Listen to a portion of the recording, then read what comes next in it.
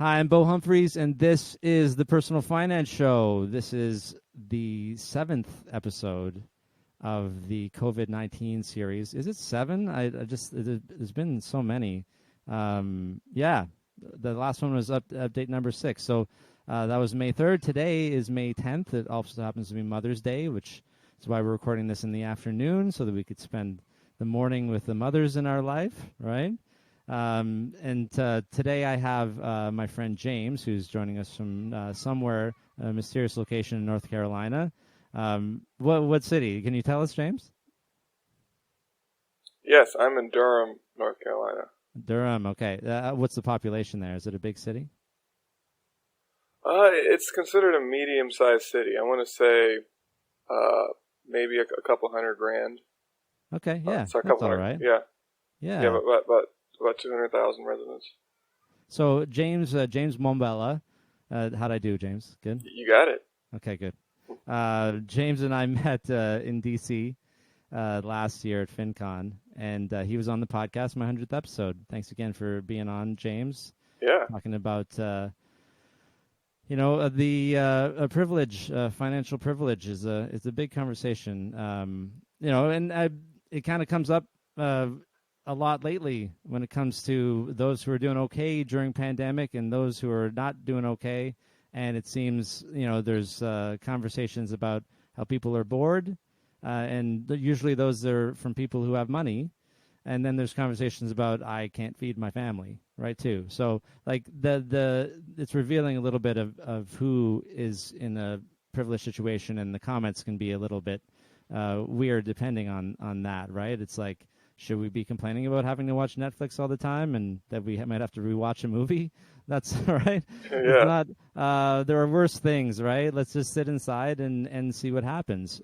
So the reason I'm doing this series, the reason I came out of sabbatical, if you will, podcast sabbatical, is because I want to connect with people around the world.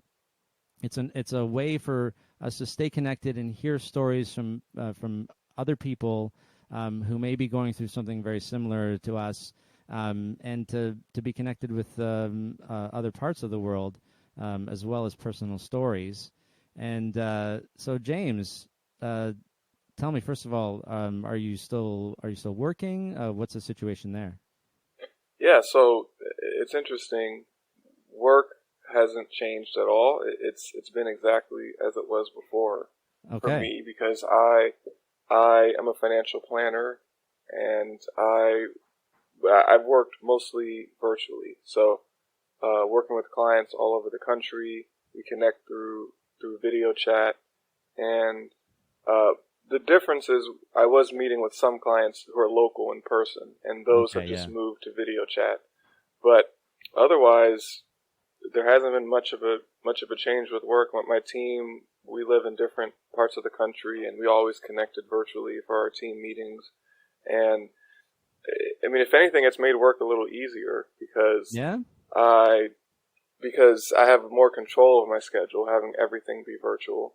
And I think some people are actually, there's a little more action with potential clients because people are realizing in these tough times that maybe they don't know everything that they're doing with their money, and they may need some help. That's a really good point. How about that, eh? Kind of giving them a little bit of a kick in the pants. Is that what you're saying? Exactly. Yeah. Okay. But so are you getting the same amount of, you're getting new clients during this time? Oh yeah. Yeah. I mean, I absolutely would not wish this situation to ever happen, especially not to this degree. But the other side of things is tough economic times happen, and it's just how it works. Is it is a good time for people in the industry to get new clients because, like I said, the challenge sort of wakes people up and realize that they need to be more prepared, and being that everyone's at home, they've got time to attend virtual webinars. So we've been doing webinars, weekly webinars, to provide as much value as we can, teaching people how to navigate getting resources, and for business owners, how do you qualify for these loans, for these small business loans, And Yeah, kind of so, like explaining that stuff because it's a little more complicated in the States, and I've heard some stuff about the small business loans not being available everywhere, that kind of thing. But you're trying to point them into the right direction, wherever they can get help. If you know about a different way to go about it too. oh yeah, absolutely. And with webinars, it's easier to hold a webinar than an in-person event. It just takes less time, so you can do at Yeah, least one a week. You're getting in front of people, and like you said, we're actually walking them through the nuts and bolts of getting approved for these things. And so what they do is they say, "Oh wow, that was some really direct, actionable guidance. I wonder what else they have." And awesome. boom, we're having meetings. Good, because yeah, like you said, you wouldn't wish this on anybody, but this is an opportunity for you to help people who may not have been ready before. They just weren't ready. They didn't think that they needed any help to get through this kind of thing or to be ready for the next one, right? Are you talking a lot about that? Like, okay, maybe you don't have a lot of savings now, but what are you going to do about that? Absolutely, and what you just said calls to mind people who we had already been in contact in the past, and just Yeah. were Okay. were dragging their feet. And this is an opportunity to reach back out to those people. Yeah. Yeah. Exactly. Okay. So good. Good. So because the worst is if you're trying to help people but you don't have any way to do it, or you're having trouble adapting to the new virtual world. I know a lot of people are, right? You're already there. You're already ahead of it. I was in the same sort of boat. I was doing some counseling by video. We haven't talked since, but I'm a full-time insolvency counselor now, which means I meet with people after they've just filed for bankruptcy in Canada. And there's also a consumer proposal, which I did 11 years ago myself, which is the equivalent of Chapter 13 bankruptcy in the U.S., right? Those are just two options. Basically, Yep, Chapter 7 and 13, we have the equivalents here. I The see. difference Okay. is people don't have to go to court for those here. It's a process that you can do without having. If you do all the things you're supposed to do, you don't have to go to court, right? Sounds like a Uh, less costly uh, less costly and less, steps. yeah, less costly steps, but also less prohibitive too, right? Yeah. People, you don't have to have money for a lawyer to file for Hmm. bankruptcy in Canada, at least the first time anyway, right? So one of those conditions is they have to meet Yeah. for 2 sessions with me. Um, to be able to complete their automatic, bankruptcy, say discharge, or to complete their proposal. So the sessions with me are mandatory, but I try not to make them feel that way. I'm just trying to help too, right? Yeah. Yeah. Part of it is I've been through this. I did it myself, right? So I know what it's like to live without credit. I know what it's like to walk into those doors and say, "Hey, I need help with my debts," and what can you guys do about it, right? What are my options? And so that's what the trustees and the associates do, right? They'll sit down and talk to them and try to give them options, and it's all free.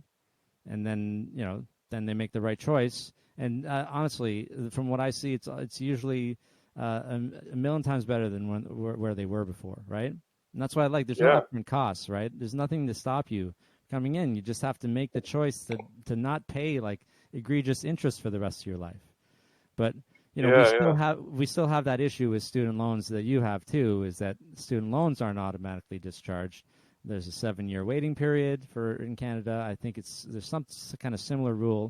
Do you know anything about that, the bankruptcy and student loans, or?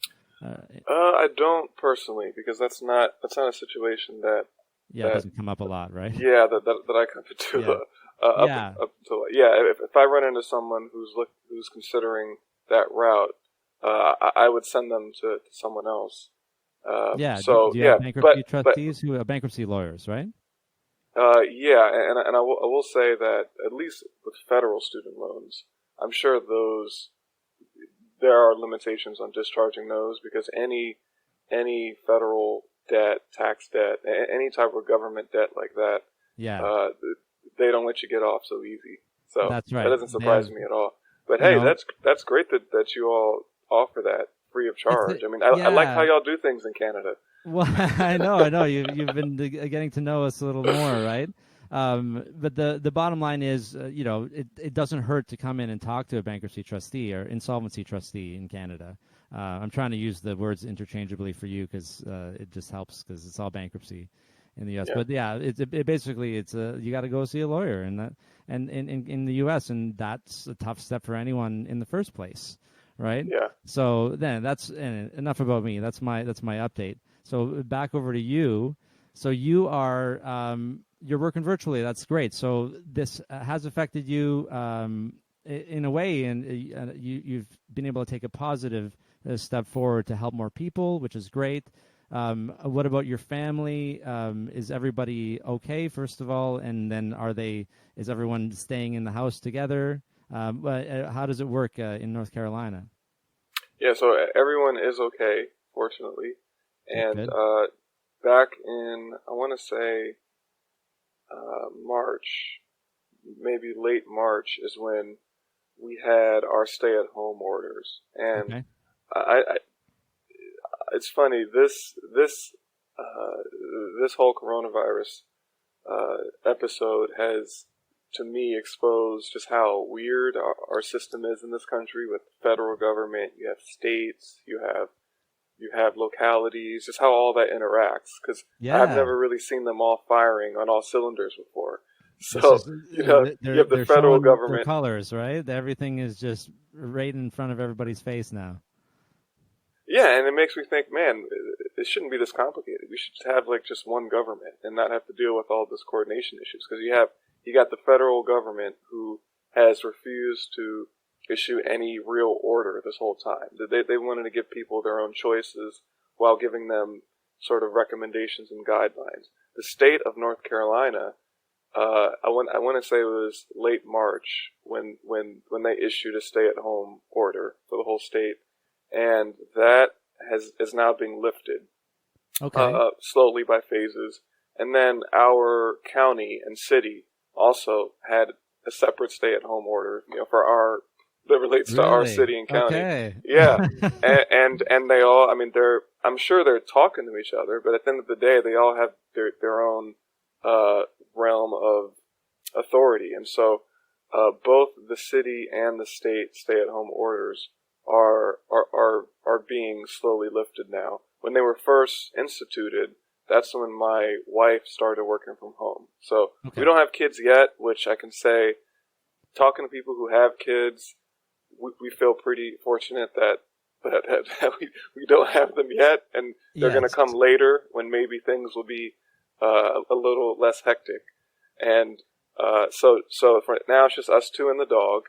And she around the time when the stay-at-home orders started in beginning of April or end of March is when she started working from home. She works for Duke Law School in the student Okay. affairs department. So she can do a lot of what she does at home as long as she has a computer, and it's fine. And I remember Same as do email or Zoom or that kind of stuff, right? Yeah, and I remember I was actually getting on her for a while. Like, when are they going to let you work from home? Because like beginning of March, I was already where everyone else got a month later. I was already there. I was like, we need to lock this down. Way When ahead. when are Yeah. they going to let you work from home? I want us to be safe. And so finally they did. And so we have this really unique. I'm sure we may never experience again, where we're just both working from home. We both sort of go to bed and get up whenever, and we're both just always here and working. And in theory, we save time. We don't have the commutes, and we should have, we have a more flexible schedule, and it's very interesting. It's it's the trade-off, right? We don't have the commutes, but then we don't have the other things that are outside of the house that enrich our lives in other ways, right? Yeah. I'm not much of a outside person, right? I was saying just earlier when I was recording the Dear Ruby show with my friend Rubina that I got an email from Google that said that I traveled by foot 1 kilometer in April. So, like, you don't need to know the conversion between kilometers and miles, James, and know that that's not a lot. Yeah. That's not a lot of traveling to be done. I should. I like having the option. I like to run, right? When it's nice out, when it's nicer, right? April was still pretty cold. We had snow yesterday. It's Oh man. normally I don't think it snows always at the beginning of May, but it does happen. It seemed like it was kind of out of the blue snow. It was nice, like it was a lot warmer before. Yeah, I take that back. I'm liking Canada. I'm gonna have to take back my original comment. Yeah, you can stay indoors when it snows. That's just letting you know, right? That's a fair point. Yeah. We were like, how do you live? And like, well, we have a heat and big coats, right? Yeah. That's usually how it goes. And in the colder parts, the cars actually do plug in. There's a little plug that comes out of the car. You plug into the outlet on the outside of your house, so that the engine block doesn't freeze overnight. Oh wow! In some parts, not always, not the like we're in southern Ontario, so it's probably one of the warmer places in this area, right? Because we're actually into the States, right? Yep. Windsor's right next to Detroit. You were just there, right? Yeah. We're not far from there, right? And that's where my wife grew up in that area too. So I could right? have went to visit you. We might have been there around that time, actually. And if I remember correctly, we might have been visiting when you were. It was a conference, right? Yeah. Were you attending that? It was mid-September conference in Detroit. Yeah. What kind of conference was it? Can you talk about it? It was the Association of African American Advisors. So as you can imagine, there aren't a whole lot of black advisors like me in this country. So tell us about that. How many are there, and why aren't there more? So. How many are there? I actually don't have the numbers on the industry as a whole, because the wealth management, financial planning industry it's very loose. There's not a whole lot of structure, and there's different licenses and things like that. You don't have to have one designation or something to do this, right? Well, I mean, the minimum the minimum requirement is to get a license, an investment advising license from your state. Sure. And so I'm just not sure if there are numbers on just the whole industry as a whole, but there are numbers for people who've attained the certified financial planner designation. Which I would argue is a minimum requirement to do planning, but that's not how it works. I mean, there's about 80,000 people in the country who have that designation, and financial planners in general is probably 200,000 advisors in the whole country. So again, not the best numbers on the 200 to 300,000, but for the 80,000 or so who have the certified financial planner designation, only about 1,500, which is, I think I did the math right. It's about 1.5% of of the entire group of people who have the certified financial planner designation are black. 1.5%. So we got to get together and well, of course, we gotta get together and build some camaraderie. Find out how to make more too, right? Oh yeah, that's part come of up with strategies to make more. We've talked about this before, you and I. That is a very low percentage. I mean, even relative to the demographics in the U.S., right? It's not like that's the representative of the demo of the U.S. population, is it? No, I'd say about 10% of the U.S. population. And it's always skewed for me because I usually live in metropolitan areas where it's a lot higher. Sure. And then I got to think about, but the whole country, you have states like Montana, you have huge swaths of the country that don't have any black people, so that brings it down to I think around 10%.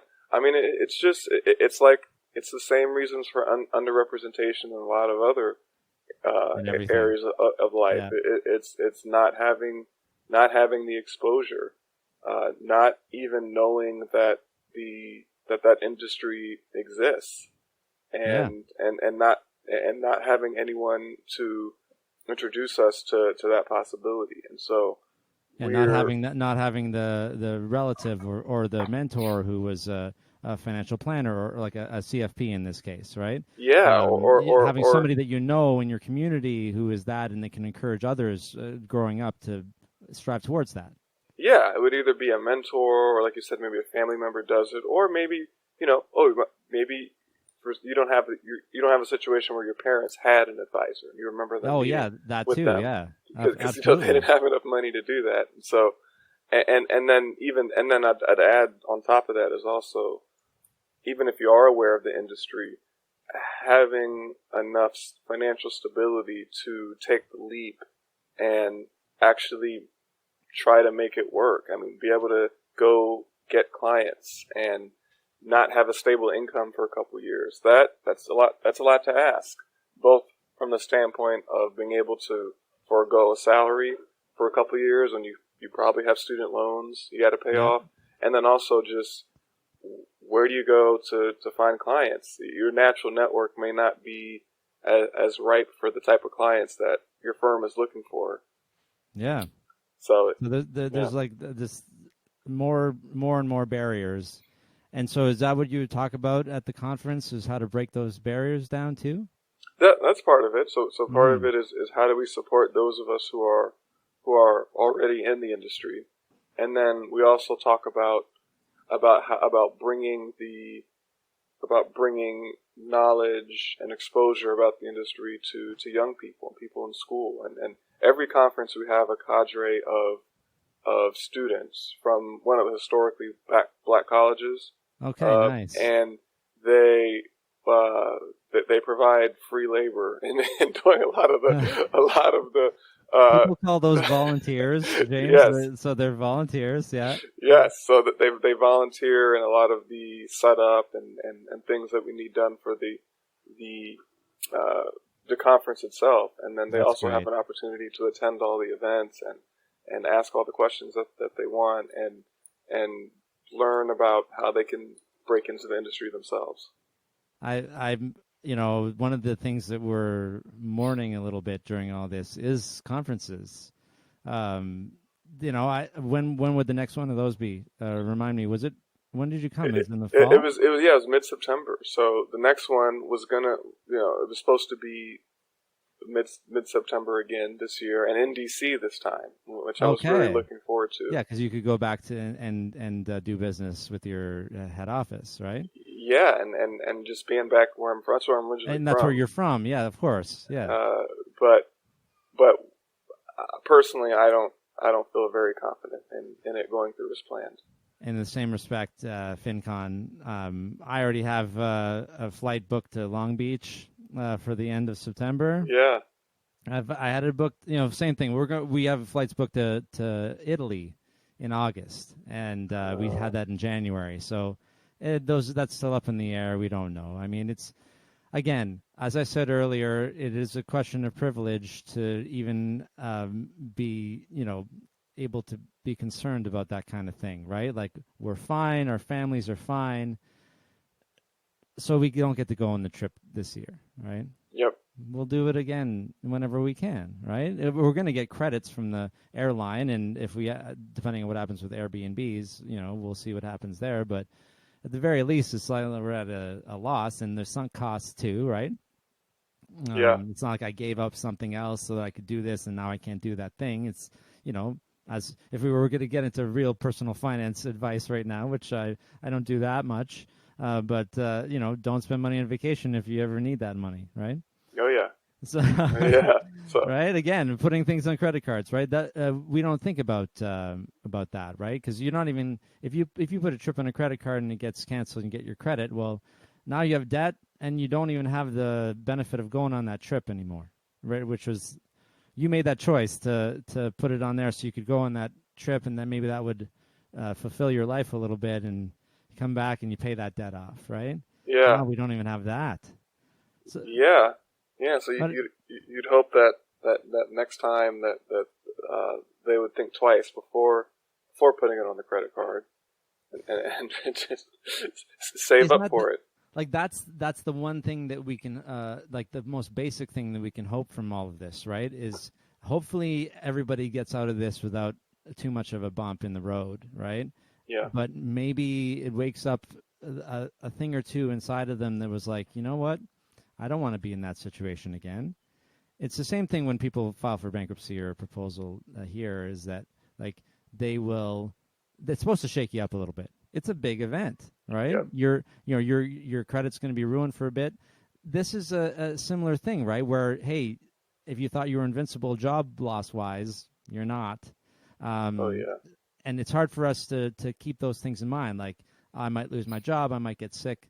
Those are the things. Like, I'm trying not to shame anyone for not having an emergency fund now, right? Because we just have to deal with things and move on. Yeah. But it's moving forward where we can then talk about, okay, now what are you going to do, though, right? Oh yeah, I will not shame anyone. I tell everyone I talk to that this is a no shame zone when it comes to finances, because that's the only way that you can really help people, right? And we're taught in our industry we must look at everyone we talk to with unconditional positive regard, all the clients, all potential clients.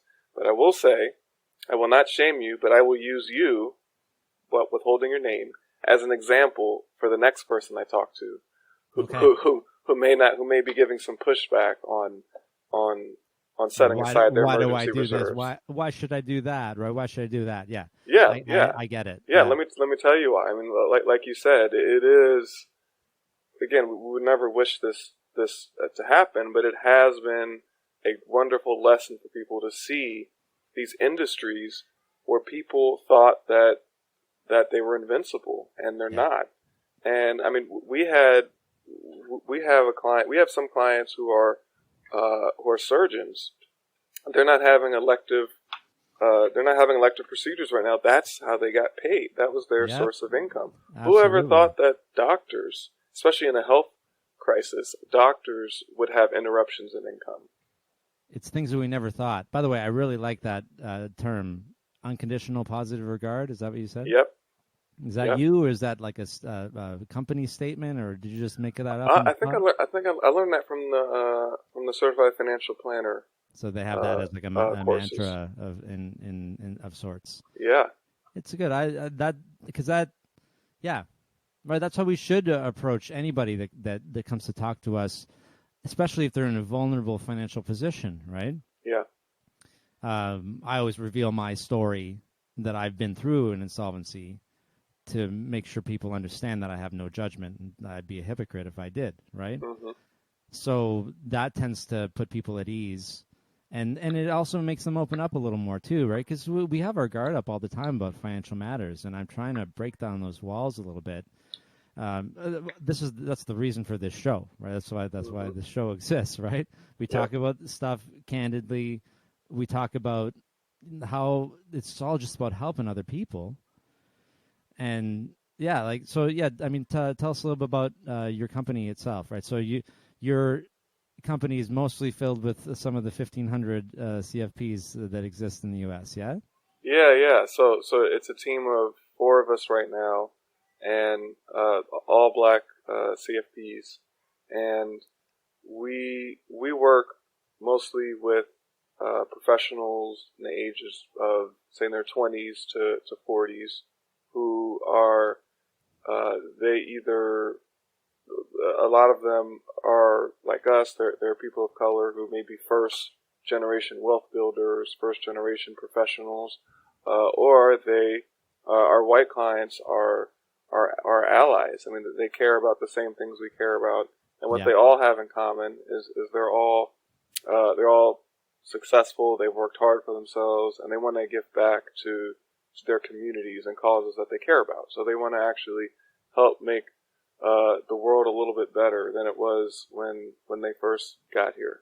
And that's so awesome. So that's where our advice comes into play. Is not only are we helping you build wealth, but we're helping you figure out the best way to leverage your wealth to help the people and the causes you care about. Like, for instance, we were just talking to a client who we were just talking about credit card debt, right? So we have a client who has $50,000 of credit card debt, and he was sitting on about $100,000 of Google stock that he was provided. RSUs, restricted stock units, is what we call them. Basically provided stock as compensation back when he was working for Google. Okay. And you may know from just your own personal education you've gone through that you probably don't want too much of your wealth in one company. In one stock. Oh, So I could tell you a story or two. Yeah. yeah, so we're like, you're going to need to liquidate a lion's share of that stock anyway to reduce that exposure. Diversify a little bit. Yeah. Yeah, but then guess what? When you have that cash, go ahead and pay off the credit card debt. Yeah. With the stock that had the lower capital gains upon liquidation. And then guess what? The stock with the high capital gains, that the ones that you were gifted, or not gifted, the ones that you were given by Google as compensation 3 years ago or so, and you've got high capital gains, go ahead and donate those to that scholarship that you all founded at one of the local universities. And because when you donate a highly appreciated stock, no one pays the capital gains taxes. You don't pay them. So an example, let's say you have $1,000 stock. You bought it for $200. So you're looking at an $800 capital gain. You got to pay taxes on that. Yeah, if you gift the stock to a nonprofit, then you get the full tax deduction for a $1,000 donation. You made a $1,000 donation. They can sell it, and they don't pay capital gains because they're a tax exempt organization, right? So it's a tax efficient way to donate. It allows you to donate more. And in this case, what about him keeping that money though, the cash for himself? He didn't need that to live or anything. No. Well, the thing is, we were looking at their budget. They had already budgeted contributions to the charity. Yeah, they had already budgeted contributions to the scholarship. So you looked at this and gave them an efficient way so that, well, like you said, you got to cash it out anyway to pay off the credit card and then to make it actually usable money and to diversify. That was the main thing, right? It's like anyone can tell you never keep all of that in one basket, right? Yeah. So instead of writing them a check for $1,000 and paying the capital gains on the stock, just give them the stock. You've now given them $1,000, and you keep that cash, and no one pays the taxes. And then that gives them money they could donate more because of the tax savings. So that's an example of how you're trying to use your knowledge to help someone give back in an efficient way, as well as protecting their, whatever is most efficient for them too, and helping everybody. That's how we should be looking at our money, right? What's the best possible scenario here? Because a lot of people look at taxes, for example. They're like, I don't want to pay taxes. Taxes suck or whatever, right?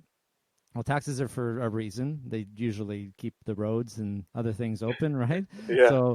So like, sure, yeah, maybe at a certain point you're like, oh my God, taxes are so high. But I mean, if your taxes are high, it's probably because you make money, right? So it's about balancing all of those things. Like, okay, great, you want to make money, but if you pay these taxes, that'll help the rest of the community, and then you'll have a better world to live in, and maybe have more people who can help you make more money. It all just kind of feeds itself, doesn't it? And you can decide what communities to feed as well, financially, right? It seems like a really nice, like, just instead of having like a policy of I'm going to try to make the client as much money as possible, try to help them do good with it too.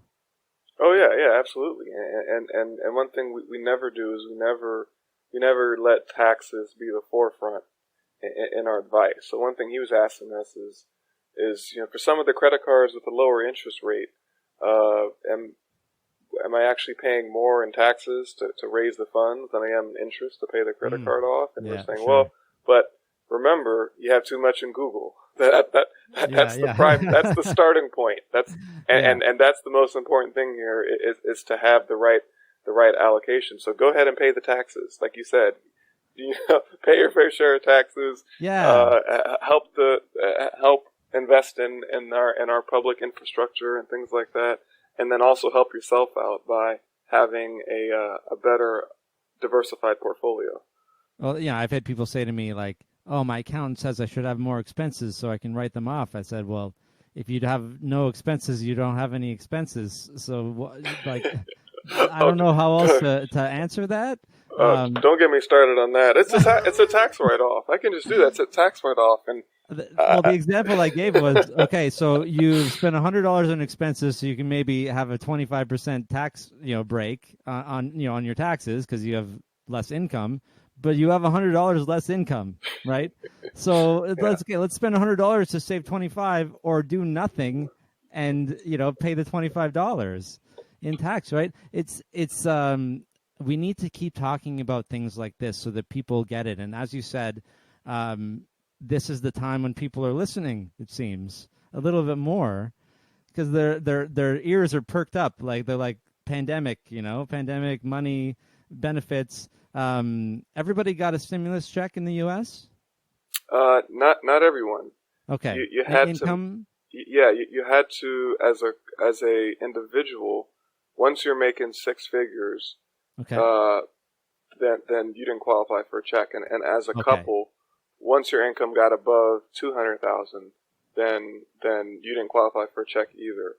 Me and my wife did qualify, okay. but partially from what you're talking about is last year was the first year that I left a salaried position and I Mm, decided to take the entrepreneurial leap, and so I had a good number of expenses and actually had a loss my first okay. year. Because So you're building up clients, right? yeah. Yeah. Yeah, Okay. and so we were under the limit and got to get a stimulus check, which we were happy about the timing of that because next year the goal would be not to qualify next year, right?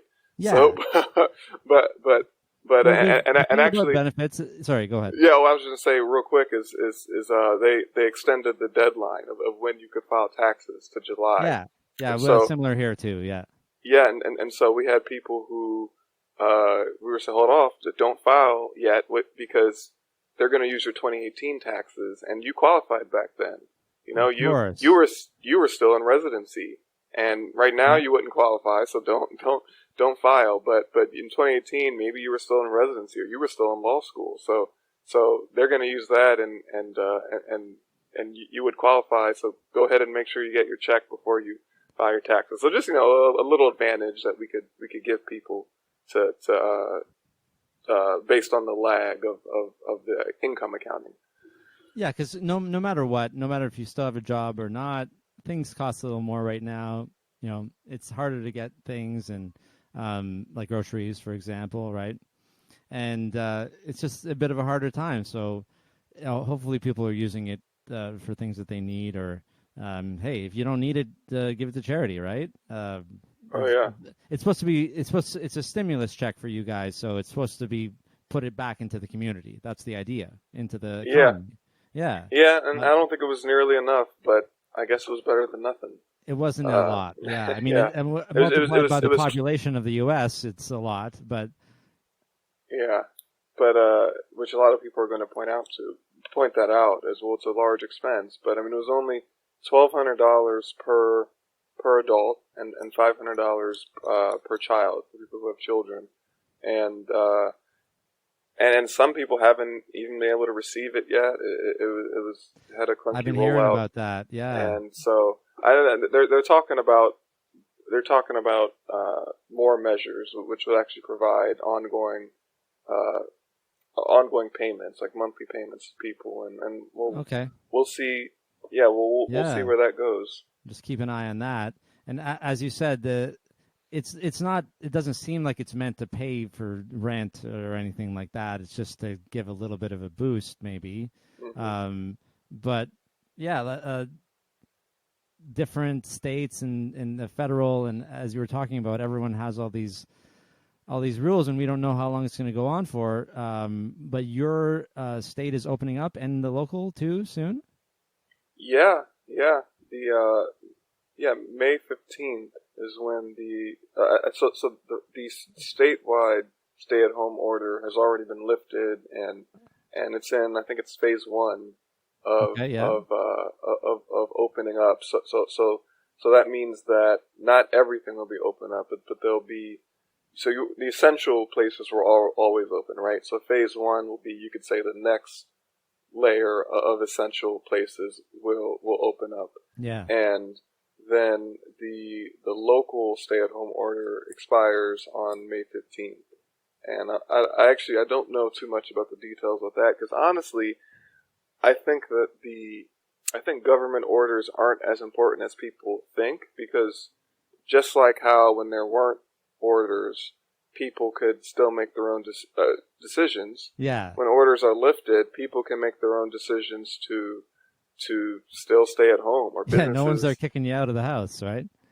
Yeah, or businesses could still stay closed. I mean, my wife is still going to be working from home. Duke University is not opening up anytime soon because they want to keep their staff safe. So I think what's much more important than opening up the economy is widespread testing, so that people like me and everyone else can actually feel confident going out and going to the movies again and going to restaurants and putting money into the local economy. Is they would need to feel that people who may have the virus aren't just walking around. They're being found early and isolated, and to keep the rest of us safe, you know?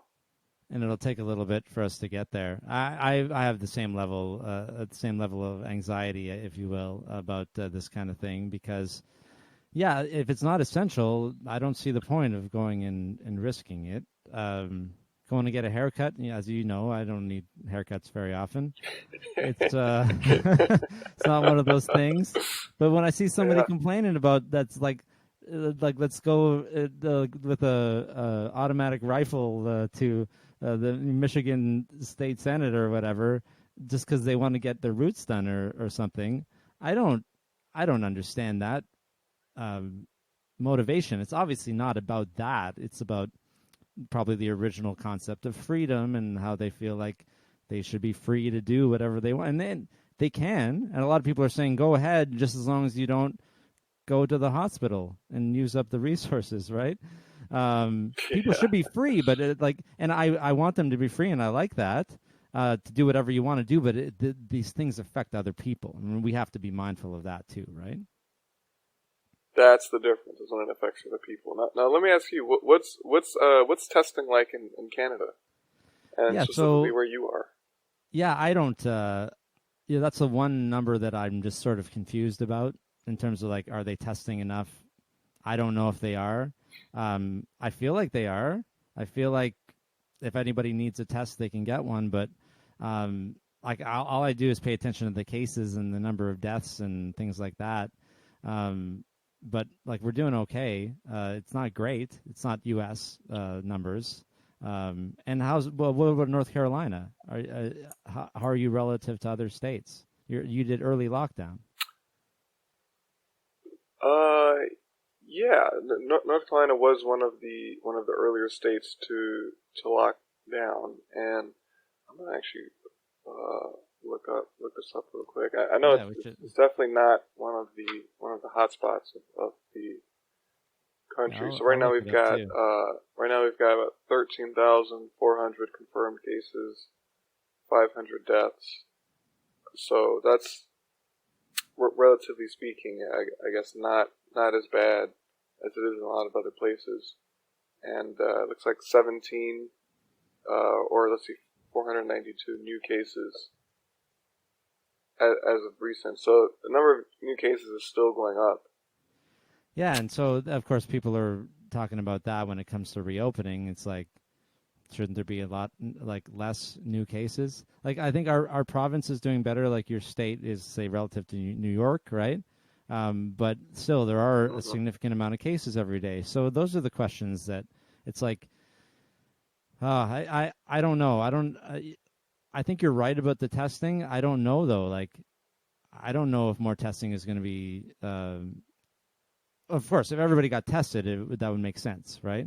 But yeah, then if it's not everybody, then who is it? Like, I could have COVID right now, no idea, right? I mean, I probably don't, because I've only left the house once, but I'm probably very low risk. But still, right? It's it's one of those situations where it's really hard to know what's happening and what the best trajectory is for all of this. We don't know when it's going to end. We don't know, when are the borders going to reopen between us.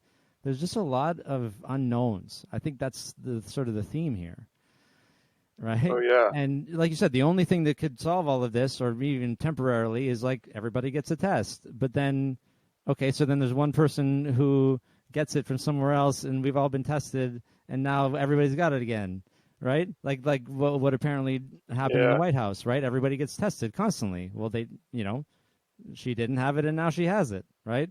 And right, that's how viruses work. So it's just, that's why the stay-at-home stuff, like you said, if you don't have to go anywhere, why would you?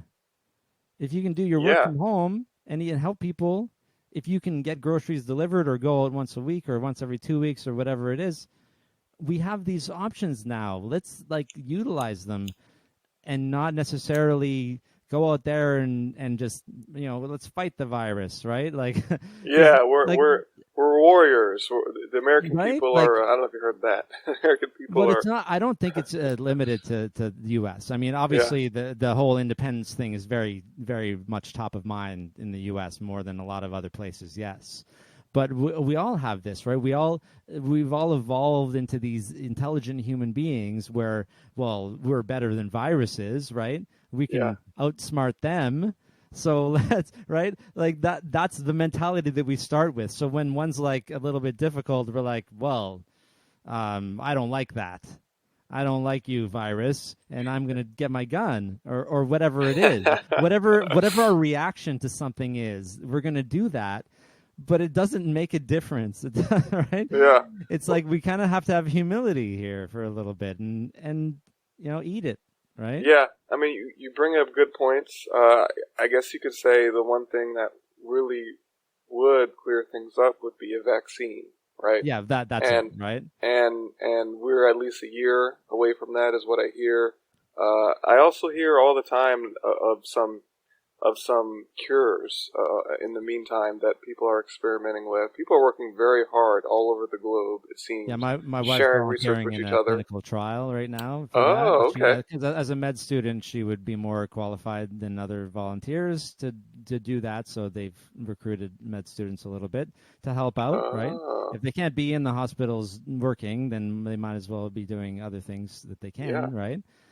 So yeah, there's a bunch of different options that people around the world are looking into, and of course everybody has their different results, and but these things take time, right? Yeah. These things take, like the vaccine. That's why a lot of people are unwilling to be like the vaccine's the only way, because it's so far off. People are afraid of the virus, and then some people are more afraid of change too. Right, the change that might happen because we can't beat this virus right now. Yeah, that's scaring a lot of people. It's not scaring that kind of thing isn't scaring you and I, because we're already kind of used to a life where we don't have to leave the house to continue to make a living. Yeah. And there are alternatives. It affects our quality of life, but not like life as we know it. If you want to look at it that way. And some people are defined by being able to leave the house. And I personally am not. So it's actually harder for me to accept, and I've been thinking about this lately, that I might have to go back to the way that everybody seems to want it to go back to, whether it's safe or not. And that's harder for me than accepting this new reality that I'm living in right now. And that's where my anxiety comes in. It's like everyone seems to be pushing to reopen, and I don't understand exactly why. Yeah. Are you kind of in the middle? I'm with you 100% on. No, I'm with you 100% on that, because you hear people talk all the time about, right? This virus, you'll probably survive it, right? You have if you're in your 20s or 30s. I mean, I'm in my 20s. I'd say you have. So let's say the general mortality rate is 3% or something like that, is what I've heard. And you're on the low end of that. If you're on your 20s, it's 0.0002% chance that you die. So don't worry about it. But then I also hear about potential long-term complications from this virus.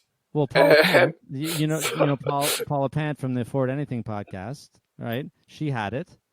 Yeah, I didn't know she had it. Yeah, she did. She's been talking about it on her podcast. You should check out the episodes, actually. And she's in her 30s, or I think she 30? Or mid-30s, I think.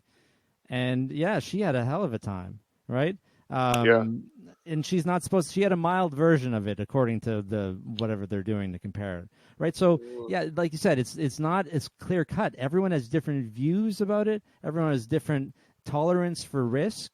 Like, okay, yeah, sure, I'm fine to get sick, whatever, make me sick, even though it might affect the way that I breathe for the rest of my life, right? Yeah. If that's what somebody's willing to accept, then fine. I'm not here to tell you what to do, right? Yeah. I wish I wasn't dragged into whatever the majority agrees to do. I wish that I was maybe considered a little more, can I be allowed to stay home if I want, even if the laws say you can't decide. If everybody's allowed to go back to work, you can't just decide to stay home because you're afraid of getting the virus or spreading the virus or whatever, for whatever reason, right? There are labor laws about this kind of thing, right, that say, well, that's not a good reason to not do what your employer wants you to do, right? Yeah. So there's all that nuance is there, and so that's why it's so complicated for a lot of people who are like, I'm comfortable at home. Can I just stay here until the vaccine comes, right? And it's not that simple. If only it was, then we could make our decisions, right? But everyone has different, because then maybe there's a space in an office for you. Maybe do they even need the office anymore? That kind of thing. There's so many considerations to this, and it makes it even harder for businesses and individuals to make decisions because of the unknowns. So, like, if we just knew that it was going to be like vaccine in a year, okay, let's make the plan, right? Yep. Nobody knows any of that. So you may or may not be able to go outside, or you will go outside. You're going to play it by ear, I think. That's what it sounds like. Oh yeah, definitely. And to your point about retaining our personal choices in the midst of an opening up economy, is I'm talking to Rachel about, hey, you gotta, my wife Rachel, you gotta negotiate with Duke to let you stay at home for a while, right? Because have you? I'm sure you've heard of, what is the book? 4 Hour Work Week by Tim Ferriss. Tim Ferriss, yeah.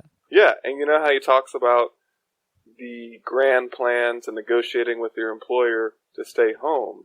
That's one of his key things, to be able to do that. That's how you can figure it all out, yeah. Yeah, but like the most challenging part is getting that trial period where you do it. And I forget exactly what the trigger was to get the trial period, but it was something where you had to sort of try to twist their arm or finesse your way into a trial period where then you could say, look how well it did. Can you let me continue doing that? The one of the silver linings, you could say, from this virus is so many people have got a trial period that they didn't need to finagle. We didn't have to, twist their arm to be like, hey, can you just try it out for a bit? That's a really, really good point. We all have this test period, and so we can use it as an absolute example of, I don't know, efficiency or even just the similar quality of work. The same. It's nothing changed or changed for the better. In terms of your case, it seems like the circumstances improve things. You're in the same situation, but the environment has changed, so that helped you. And so why? I guess the point is everything's not going to go back to the way it was. I think everyone's starting to understand that, and those that cannot are the ones that are going to be the most frustrated, and maybe are already visibly frustrated. And I understand that. Change is hard. It's hard for all of us to go through this kind of change. I just wish that some of the people who were doing it weren't putting others at risk potentially. That's what we all have to. We're all in this together, but differently. We've been talking about that a lot lately. Mm-hmm. We're all in the same pandemic, but we're all in very different situations in our minds, in our work, in our finances, everything. Right? Yeah. But I should probably leave you at this. It's a good talking to you about all this, though. I like this. It's nice to connect with people all around, And I mean, you're going to come back on later once the regular format of the show starts up again to tell your personal finance story, because I want to keep doing that stuff. But it was Yeah, I'd good to love be able to. to do a COVID related thing today. So thanks for coming on, James. Yeah, Beau. Thanks for having me. It was nice to get on and talk about the stuff, because I really don't get an opportunity to talk about this a lot, even though it's very important to talk about. My conversations are either work, or if it's not work, I want it to be completely. I mean, I want it to be fun conversation. Yeah, I want it, yeah. not a intense conversation about viruses.